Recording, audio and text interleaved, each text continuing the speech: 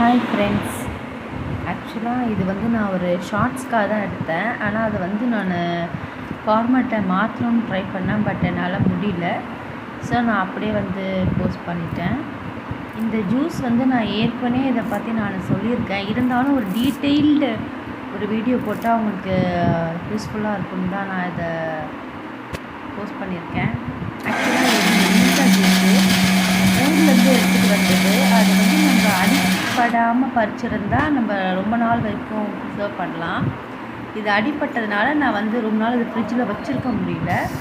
So இதை வந்து ஜூஸாக போட்டு ஸ்டோர் பண்ணிடலான்னு தான் நான் இப்போது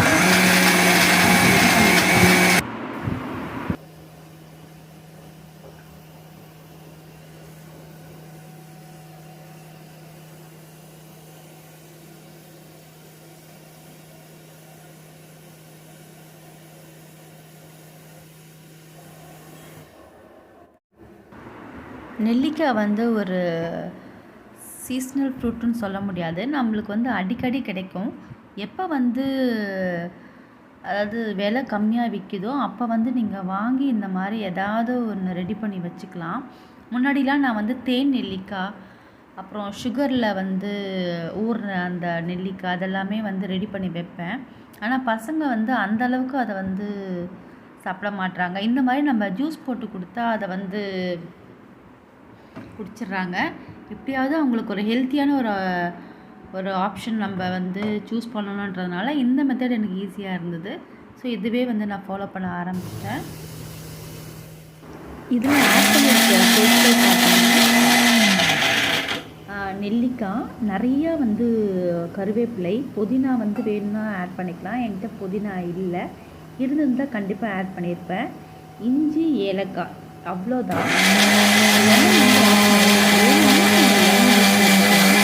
மட்டுமே போட்டு நல்லா அரைச்சி ஃபில்ட்ரு பண்ணி எடுத்து வச்சுக்கோங்க. இந்த மாதிரி ஜூஸ் ஐட்டம்ஸ்லாம் வந்து பொதுவாக பாட்டில்ஸில் ஸ்டோர் பண்ணி வச்சுக்கோங்க. நான் அப்படி தான் ஸ்டோர் பண்ணி வைப்பேன். நெல்லிக்காய் ஜூஸ் மட்டும் கிடையாது, லெமன் ஜூஸு, அப்புறம் நம்ம அந்த வெல்லம் வந்து நம்ம பாகு எடுத்து வைப்போம் இல்லைங்களா, இது எல்லாமே வந்து பாட்டில்ஸில் ஸ்டோர் பண்ணிக்கோங்க.